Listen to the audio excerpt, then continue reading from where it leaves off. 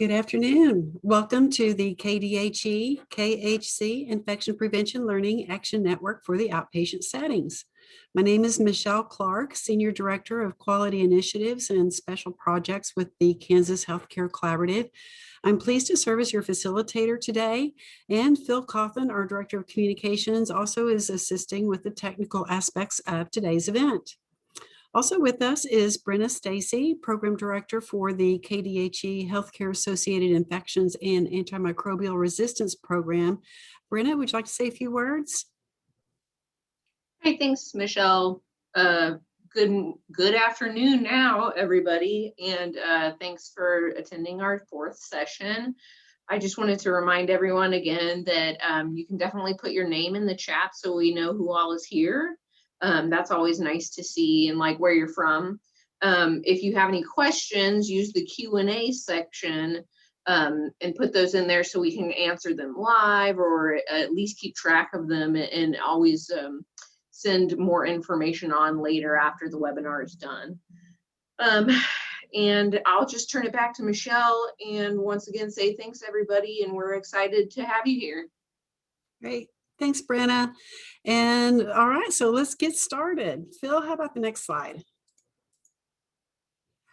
Today's session will focus on personal protective equipment, or PPE. This is the fourth in our 9-part learning series conducted by the Kansas Department of Health and Environment and its many partners. Through this series, we hope you are increasing your foundational knowledge in infection control so that we may work together to help prevent the spread of infectious disease threats, including COVID-19. And if you've missed any of the first 3 sessions, we invite you to visit our webpage at khconline.org/LAN to review the recordings, handouts, and recommended steps to put your learning into action. Next slide. On behalf of KDHE, KHC, and our participants, I just want to give a huge thank you to our Learning Action Network faculty and planning committee. We truly appreciate the time and talents being shared by these Kansas healthcare professionals. Next slide. And we also want to thank everyone who respond to our brief feedback surveys that we send the link to you and ask you to complete following each session. Your feedback is very helpful for us, and we thought you might enjoy this brief summary of your feedback following session number 3 2 weeks ago on the topic of occupational health. And we found there were many positive comments about all the terrific information that was shared. Particularly mentioned were the information and resources for education and onboarding of new hires, OSHA requirements, sharp safety, as well as the data and information shared by Dr. Kelly Wark about vaccine hesitancy. So if any of you with us today may have missed session 3, we really encourage you to go back and watch the recording. But there were many great takeaways that participants also self-identified, and we have shared a few of those with you on this slide. And in the interest of time, we invite you to review this information in your handout at your convenience, and we do hope that each of you are putting knowledge into action following each session. Next slide. So without further ado, I will be very happy to introduce our presenters. Lance Williamson is a public health nurse and infection preventionist in Kansas City. He currently supervises the infection prevention team at the University of Kansas Health System. And in this role, he has been a part of the health system's pandemic response. He also practices as an infection prevention consultant in the Kansas City Metro Healthcare Collaborative Region for the KDHE HAIAR program. He's been in the infection prevention profession for 6 years and board certified in infection control and epidemiology. Lance is the current president of the Greater Kansas City chapter of the Association for Professionals in Infection Control and Epidemiology. Many know us as APIC. And he obtained his bachelor's degree in nursing at Emporia State University and his master's in public health nursing at the University of Kansas Medical Center. So welcome to Lance. And we also have with us Esther Knobloch. She is a quality manager, and today is her 6-year anniversary as an infection preventionist. She's also a clinical microbiologist at Newman Regional Health, a critical access hospital in Emporia. Driven by the desire to ensure quality health care for patients and residents across Kansas, she's pleased to serve as an infection prevention consultant for the KDHE-HAI-AR program. And in addition, Esther volunteers on the American Society of Microbiology's Clinical Microbiology Mentoring Committee, where she develops the next generation of infectious disease microbiologists. She earned her bachelor's degree in medical laboratory science from Wichita State University. So let's go ahead and advance to the next slide, and I will turn it over to Lance to kick us off. Lance? Thank you, Michelle, and thank you for having me. I'm excited to be here. I'm going to start my video. Can you all see me and hear me? Yes. Okay, great. Well, thank you for having me. Yeah, my name's Lance, and I'm happy to be here to talk about PPE. We're going to talk about standard precautions, things like that. So for our session objectives today, we are going to talk about the key concepts of standard precautions. We're going to identify types of PPE and how they're used with standard precautions and with transmission-based precautions. We're going to define transmission-based precautions and how they differ from standard precautions. We're going to describe some approaches with PPE training and competency, and then explain the importance of PPE audits and how you manage that with an IPAC program plan. Next slide, please. Okay, so for our first polling question, I think Michelle's going to pop that up here. We want to ask, what are the key components of standard precautions? So this is multiple choice. What are the key components for standard precautions? You should have the poll in front of you there.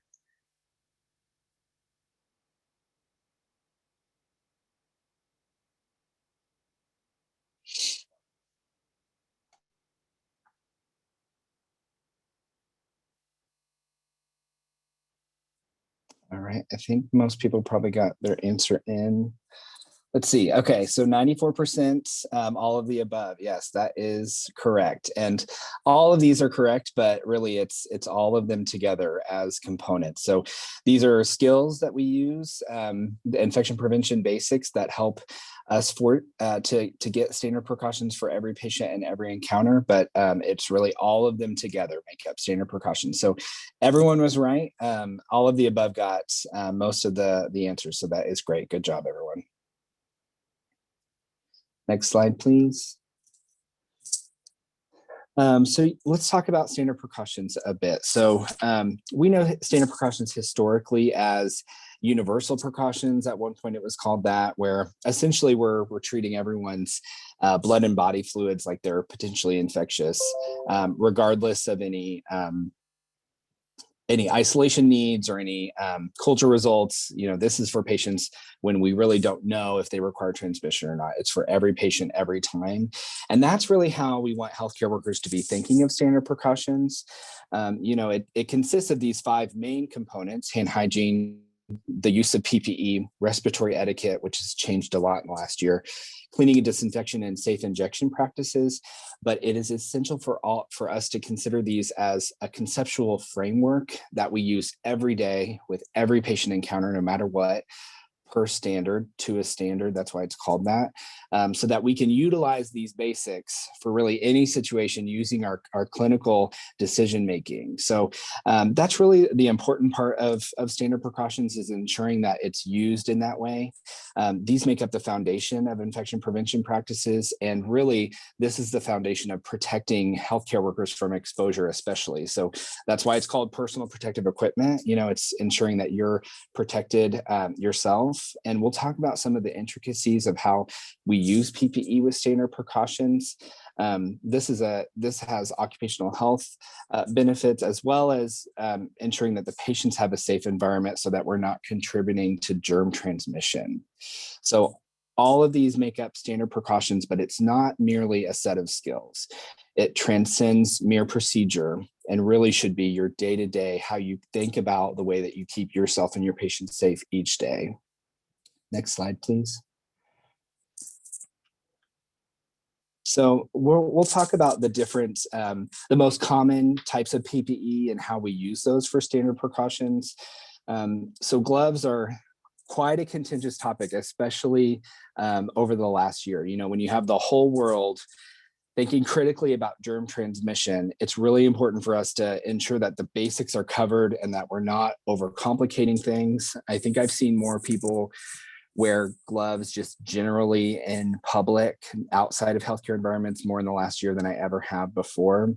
And that's concerning because unless you really understand how to use gloves and how to use them safely, there's a good chance that you could contribute to germ transmission or even put yourself at risk. I know that one of the first things I saw at the grocery store with someone wearing gloves was they were trying to type on their phone with gloves and they had nitrile gloves on and they were touching things, and then they used their mouth to rip the glove off so they could continue to type on their phone. So definitely a no-no, right? Definitely something that we are concerned with, but something that we see with glove use, and this does have impacts in healthcare. So healthcare workers should be informed that gloves are not a perfect barrier.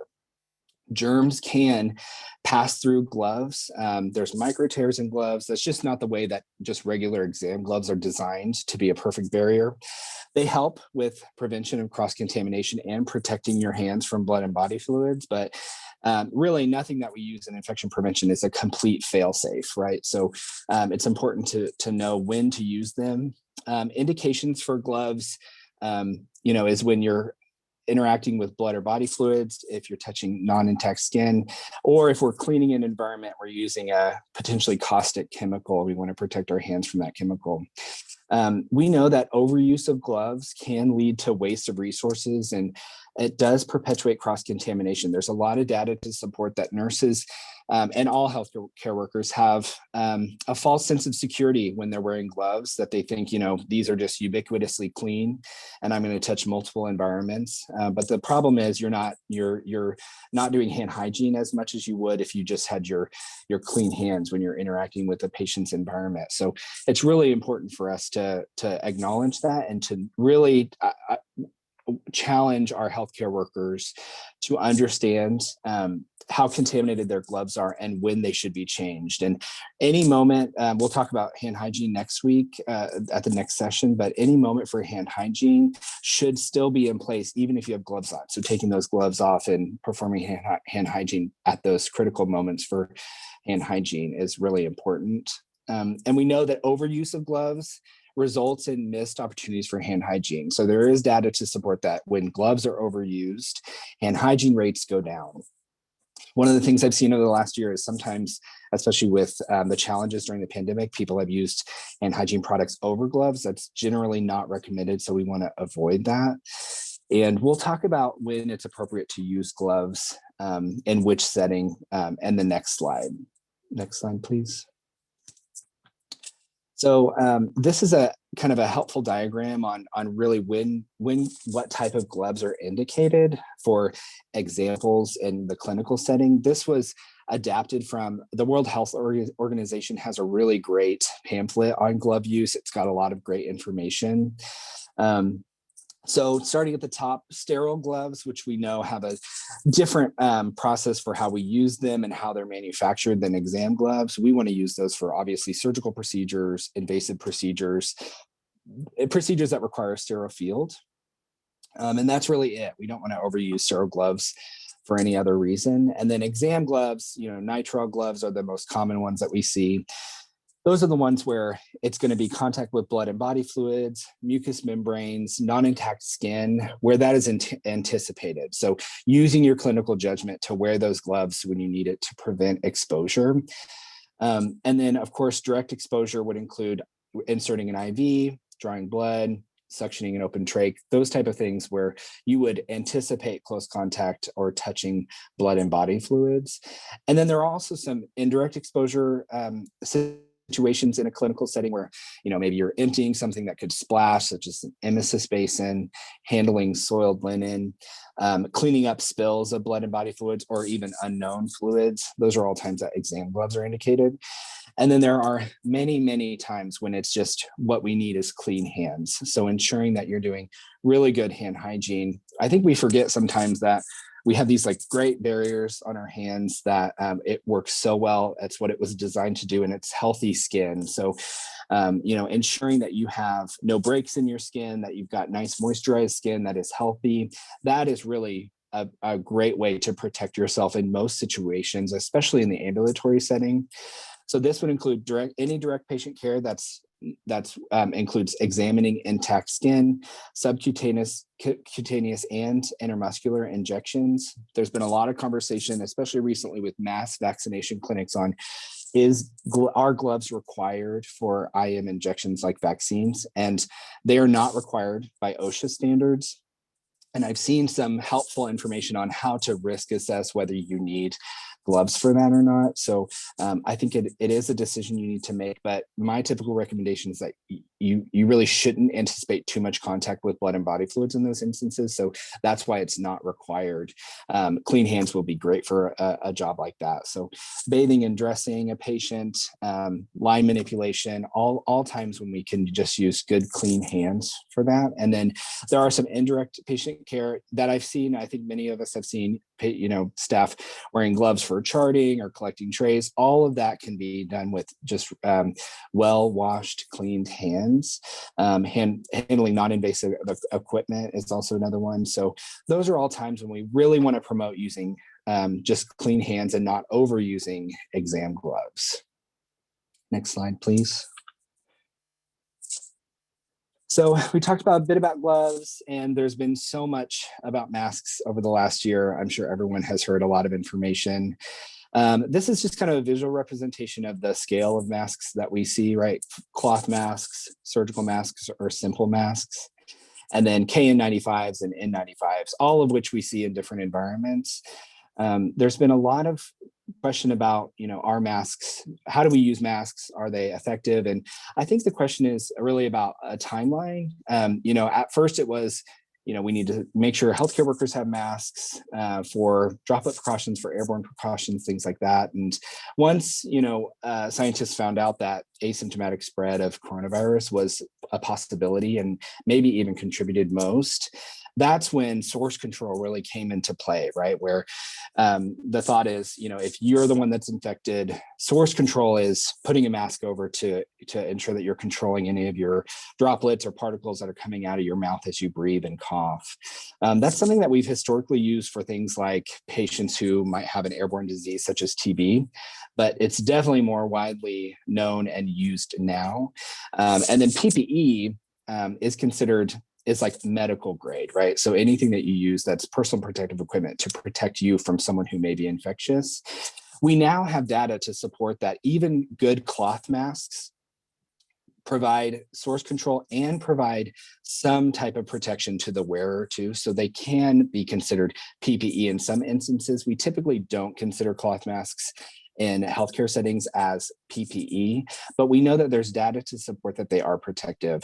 We know that surgical masks, simple masks, are really good at preventing spread of respiratory viruses, even SARS-CoV-2. And then, there are some, bumping it up to respirators, there are some intricacies with using those that I'll talk about in a bit. There's been questions about double masking, just in the last few months, we've had information about, you should be double masking to improve the fit of your mask. And I think in healthcare, the takeaway is ensuring that you have a mask that fits well and that provides good filtration. Medical grade masks will typically do that. Masks with like a wire over the nose where you can really form it to your face is very helpful. And sometimes there are ways that you can manipulate a surgical mask, such as tying the loops to create that kind of better fit around your face, depending on the shape of your face. There have been a lot of challenges with masks during the pandemic. So CDC estimates that up to 60% of the KN95s that are imported into the United States actually don't meet requirements for respirators from NIOSH. And are actually counterfeit. So I think that's been something that's been really challenging for supply chains, is ensuring that what we're getting with disruptions in global supply chains, that what we're getting is medical grade and that's good enough for medical care. And then, of course, N95s are respirators, and they're called N95s because when they're fit tested, they're 95% effective at reducing filtering the particles that you inhale. So, but if an N95 is not fit tested, by someone who's trained to do fit testing, then it is a mask. So I think that determination is really important for this. There have been, during the last year, there has been a lot of information and use of different types of mask reprocessing programs. I took part in starting a program for mask reprocessing that involved aerosolized hydrogen peroxide. I know lots of hospitals and locations used UV light as a reprocessing program. So I think that, it's important to consider that those are crisis capacity strategies from the CDC. So CDC's got a lot of great information on using those things in a crisis. And so that is a step above extended use and reusing those after reprocessing those. And those should only be used really during that crisis capacity. So I think it's important for people to be aware of what it is to be in a crisis. I think most people are probably in a more contingent capacity strategy, which is extended use of masks and respirators. So that would be like wearing an N95 for the day and then keeping it on for your entire shift rather than using a new one after each patient encounter. And if we remember, sometimes it's hard to remember, but our standard is to discard any used PPE after every patient encounter. I think we've gotten really used to the contingency strategies because of supply chain disruptions globally. That's something that's kind of normal now. So we will hopefully get back to that at some point. But now I think most people are in a contingency capacity strategy, whether you're extending the use of your PPE, at least some of it.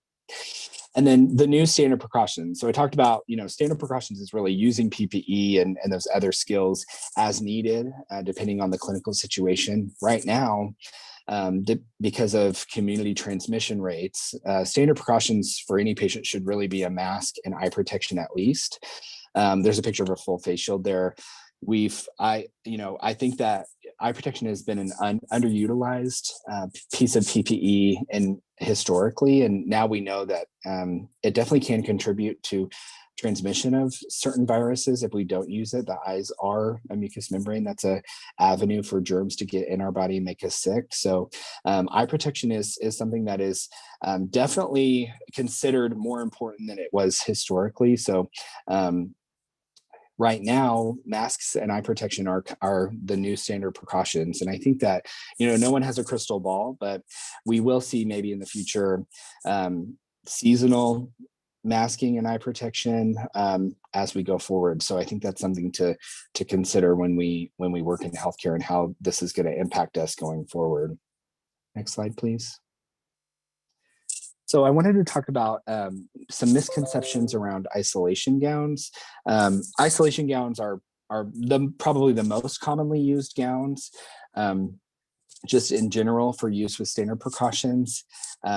They're typically most available. We've seen, there's like the yellow ones that people are used to, the white ones you can see in the picture, and then there's blue ones as well. I know that even in our environment, we've seen lots of different types come through because of disruptions over the last year in supply chains. So the important thing with isolation gowns is their primary use is to prevent cross-contamination. So, you're wearing it with a patient who you may need to control some sort of germ, or maybe they have a lot of they've got like a wound or something that you're working with. So using those in that patient's room and then taking them off before exiting prevents cross-contamination of germs from that patient's room into another area. So I think a big misconception is that they should be waterproof and they protect you completely from blood and body fluids. And that's really not the case. That's not how they're designed when we talk about isolation gowns. So isolation gowns are not required to be rated in the United States. So I think just ensuring that we have the right expectations of the PPE we use is important.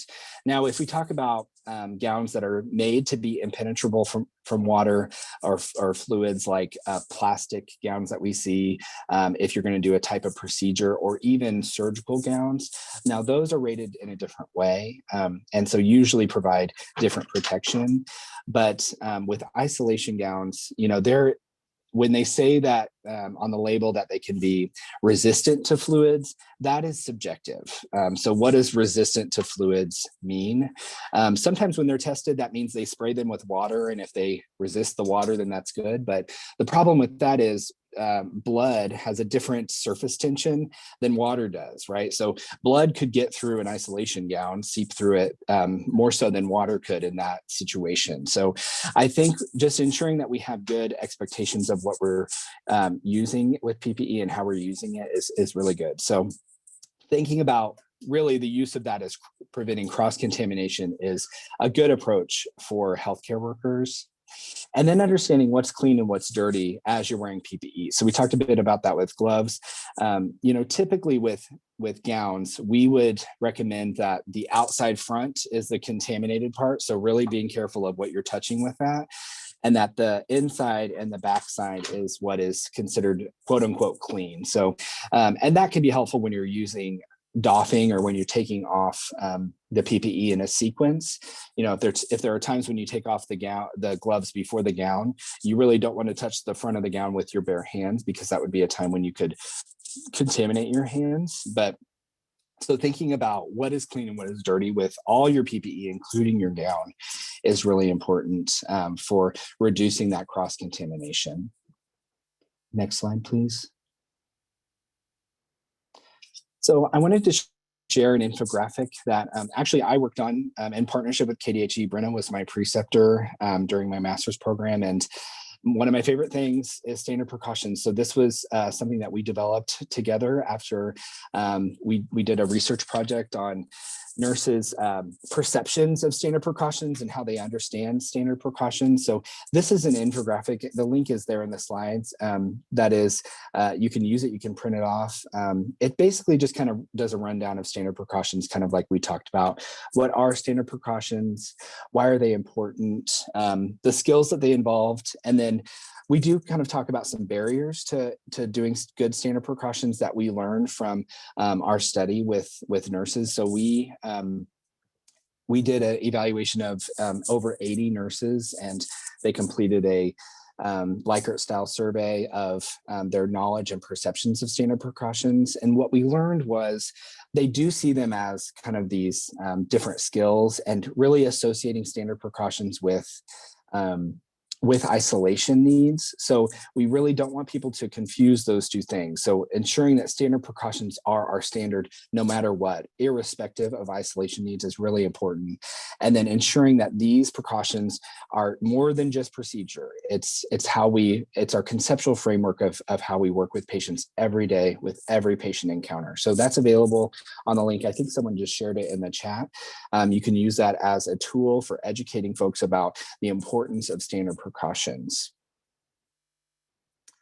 And then I think now we're going to talk a bit more about germ transmission and transmission-based precautions with my colleague Esther on the next slide.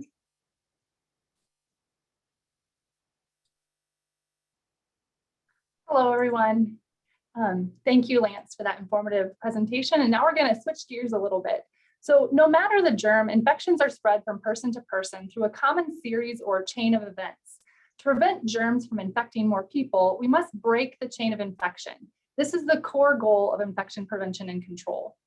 Those 6 links to the chain include the infectious agent, which is the germ that causes the disease, the reservoir, which is the places in the environment or body where the germ lives.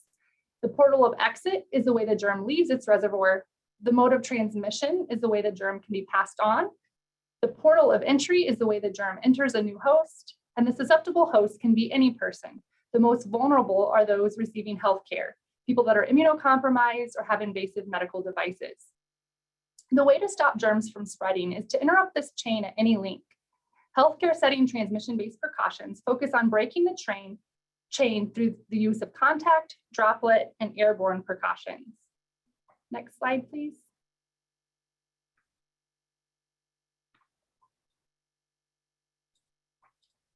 Transmission-based precautions are the second tier of basic infection control and are to be used in addition to standard precautions for patients who may be infected or colonized with certain infectious agents for which additional safety measures are needed to prevent disease spread.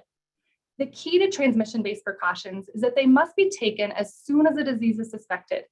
If you wait until you have a laboratory confirmed result, you will be too late. Numerous staff and visitors may have been in and out of the room in the meantime and tracked the infection around your facility. When it comes to infectious diseases, a patient is guilty until proven innocent, not the other way around. It's also important to clearly communicate the precautions through signage that is posted in a prominent place on the door or door frame.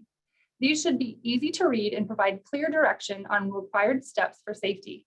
The CDC has signs that can be downloaded and printed for this purpose. Next slide, please.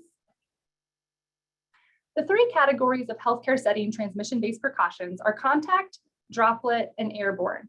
As you see in this graphic, characteristics of the germ determine how it spreads and which types of precautions are needed.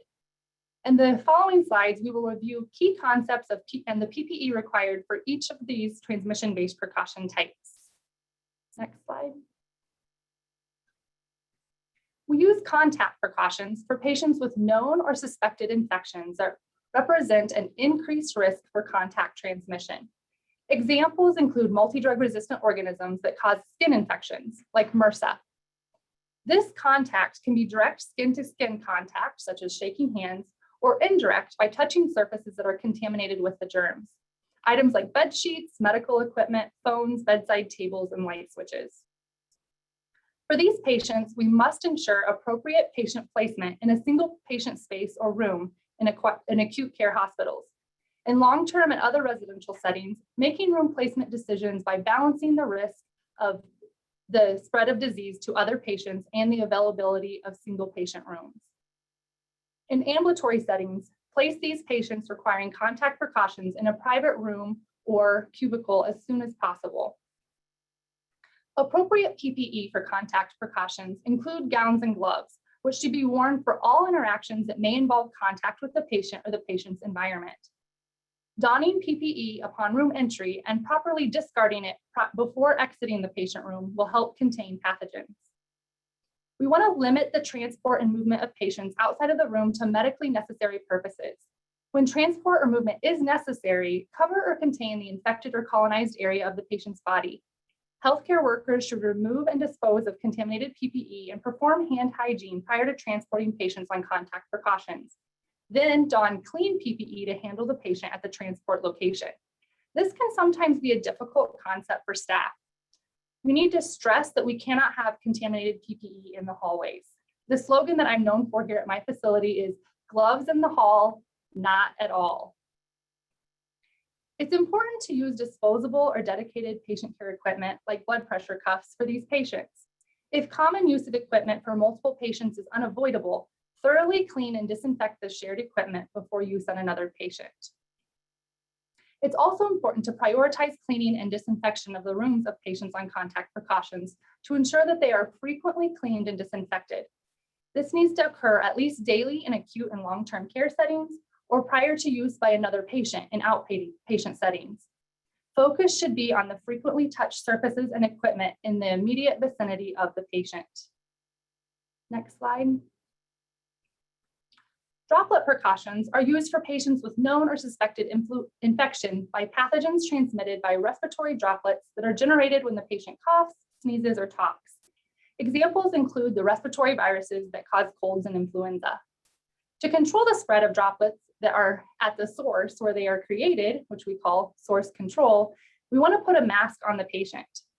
Again, it's important to appropriately place the patient in a single patient room if possible. In acute care hospitals, if a single room is not available, utilize the recommendations for alternative patient placement considerations, such as cohorting, that are listed in the CDC guide for isolation precautions.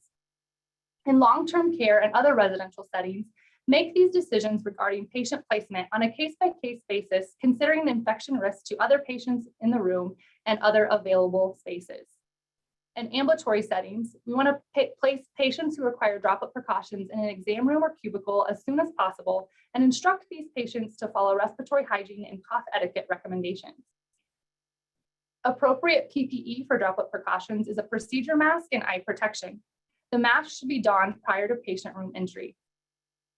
Again, these patients should be limited in transport and movement outside of their room to medically necessary purposes. If transport or movement outside of the room is necessary, instruct the patient to wear a mask and follow respiratory hygiene and cough etiquette. Next slide.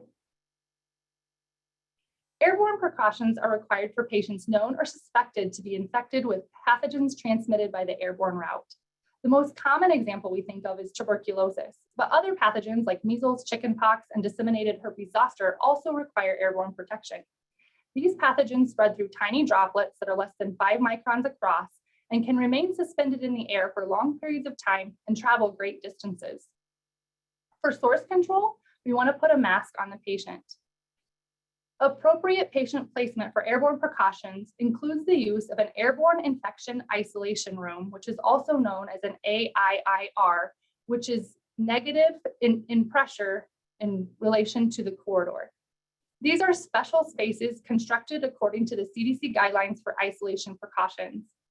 In settings where AIIR rooms are not available, masking the patient and placing them in a private room with the door closed will reduce the likelihood of airborne transmission until the patient is either transferred to a facility that does have an AIIR or discharged to home.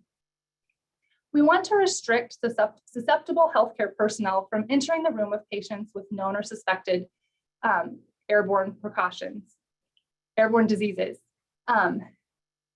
If other immune healthcare workers are available, they should be the ones assigned for the care of this patient.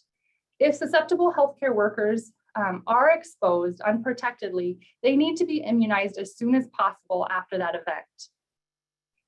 Appropriate PPE for healthcare personnel includes fit-tested, NIOSH-approved N95 mask respirators or powered air purifying respirators, which are known as PAPRs. Again, we want to limit the transport and movement of these patients outside of the room to medically necessary purposes. If transport or movement is necessary, again, instruct the patient to wear a surgical mask and observe respiratory hygiene and cough etiquette. Healthcare personnel who are transporting patients on airborne precautions do not need to wear a respirator during transport if the patient is wearing a mask and observing respiratory etiquette and any infectious lesions are covered. Next slide. Sometimes the type of PPE required for a pathogen varies depending on the type of activity the healthcare worker will be performing in the presence of the patient. COVID-19 is a classic example of this. KDHE has developed this infographic to help us keep it all straight. It explains when and what PPE is necessary for interacting with a person who is suspected or confirmed to have COVID-19 in various scenarios. We don't want to overutilize PPE when it's not truly necessary. This creates waste. And we also don't want to underutilize PPE and create safety risks. Infographics and tools like this are really great for infection preventionists to make sure that their facility is following what's needed to be safe, but not waste. Next slide. This is one of my favorite resources for selecting the appropriate type of transmission-based precautions. We have a direct link of this on the infection prevention page of our hospital intranet. Here you can go and look up the infectious condition that you're interested in and see the type of precaution that's required for safety, as well as the length of time these need to be followed. The comment column includes additional helpful information. If you're unsure what type of precautions you need to follow, this is the perfect place to go. Next slide, please. Just as it's important for staff to recognize when PPE is necessary, it's also critically important for them to know how to select the right articles of PPE and don and doff it correctly. For their safety, they must understand the protective equipment's limitations. Lance gave us good examples of that during earlier in the hour. Staff must know how to properly maintain the PPE, as well as when and how to dispose of it correctly. A step-by-step process should be developed and used for competency-based training with focus on each of the elements outlined here. Staff must be able to demonstrate their understanding of proper PPE use. This PPE training should be given to employees upon hire and annually thereafter. Make this training fun and engaging. Smear chocolate pudding on the gown and gloves and practice doffing without self-contamination. Or make it even more realistic and use a product that only shows up under a black light. There are commercial products available, or you can use certain types of laundry detergent that will glow under a black light. One example that I am aware of is Tide Free and Clear. You can make a dilution of the detergent and water and then spray it on the PPE. After staff doff, shine the flashlight to see if any of these simulated germs got on their skin. Next slide. CDC's Project First Line has great training videos to use for training staff how to correctly use PPE for COVID-19. They have instructions tailored to meet the unique needs of nursing homes and dialysis centers. Even if you're not from long-term care or dialysis, I encourage you to explore these resources of First Line. I know you'll benefit from it. Next slide.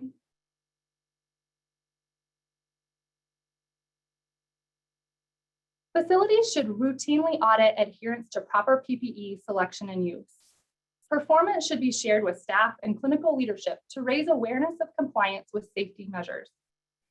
Don't reinvent the wheel. CDC has great quick observation tools called QUATs for infection preventionists to download and put in use. Check out the link provided on this slide to view auditing tools for a wide array of healthcare settings and infection prevention focus areas. Also listed here is a PPE burn rate calculator that can help a facility plan and optimize their PPE use for COVID-19. Next slide, please. Here's a snip of the PPE provision QUAT.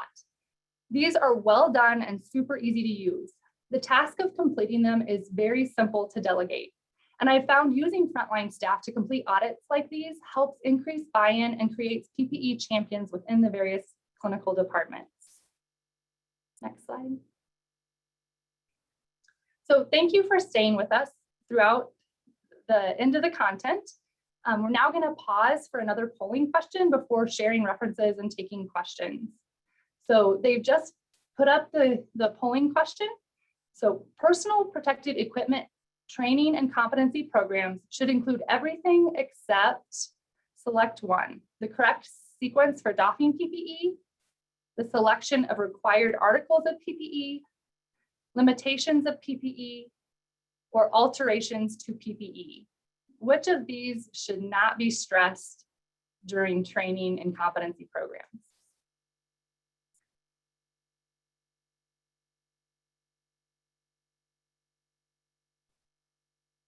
All right, let's see the answers. Okay, good job. So alterations of PPE is the one thing we don't want to introduce. I feel like staff are able to find their workarounds just fine without us pointing them out. So I would not bring this up unless you were going to stress that we don't want to pop the finger off of our glove, or we don't want to not tie both the neck and waist of our gowns. So good job, everyone. All right, now I'm going to turn it back to Lance. Yeah, thank you. Great job, Esther. So I just wanted to share these references. Esther and I both use this top one for some of our information. It's got great infection control basics on there on that CDC page. And then the bottom one here is that glove use information leaflet. It's got great information to help support challenging folks on when to use gloves and when not to. And then there's some great data on standard precautions and healthcare workers' use of that with this PIREC article as well. And I think on the next slide, we have a couple minutes for Q&A. Thank you so much, Lance and Esther, just outstanding information. And I think you're probably answering everyone's questions as we go along, because I believe we've only got one question for you. What is the view about double gloving? Do you all have, what do you stress in your organization? Lance, you want to go first? Yeah, so I don't think there's really any time to double glove. There has been some published, I believe, I think it might have been maybe from anesthesia, some anesthesia professional associations on some use of double gloving for like an operational use, because it makes it easier to just take them off. But I wouldn't recommend it really in any setting, and I don't think there's any place that it's required either. Maybe if you're doing some work around emerging infectious diseases such as Ebola, that would be in places that are hospitals that would take those patients and using that type of PPE. Otherwise, just day to day, I don't think there's really any indication for that. Thank you. Esther, anything to add? I agree with Lance. Here at our hospital, we do wear double sterile gloves in our OR. The bottom glove is a different color than the top glove, and we use that just as a way for the surgeons to be able to quickly visualize if they've had a breach in their gloves. And then again, also in our high consequence pathogen policy, we do have double gloving in there, but for any other instance, we do not encourage double gloving. Okay, thank you. And I know we're at the end of time, so we'll go ahead and wrap up, but there is a question asking about all the wonderful links that were shared by Esther, and they are in your handout. Hopefully the links in your handout are working for you. And I think it also would be a good idea, we could add it to the listserv just so that they're handy for folks. So I think that would be great to help make sure everyone has access to those links. So thank you for the suggestion, Meredith. All right, so Phil, next slide, we'll go ahead and wrap up. Next steps. So following session number 4, with focus on PPE, we ask you to download and complete the CDC quick observation tool for the PPE supply provision. The link is provided, it's in your handout. Begin monitoring PPE practices, for example, donning and doffing, and begin tracking adherence to PPE practices, and share that data information with your staff. And that can be some really helpful information. And then our next session, we have another assignment in preparation for our hand hygiene. And there's a short video that you can watch, a little training segment from the CDC Project Frontline. So we encourage you to be sure to view that before we have our next session in 2 weeks. Next slide. So again, our next session is on hand hygiene, another important topic. And today's session has been recorded. We will post that to our webpage at khconline.org/LAN. And our listserv is now open. So let's get some activity there. If you have some additional questions from today, please just add your questions into the listserv. And we've got a great cast of faculty to help with your questions. And next slide. And then as we wrap up, just want to let you know how you can contact us individually for individualized attention. We have a general phone number and email address that you can reach out to, as well as Brenna or myself as well. So with that, we'll go ahead and conclude our session. Thanks everyone for joining us, and we'll see you again in 2 weeks on April the 22nd. Have a great rest of your day. Bye-bye.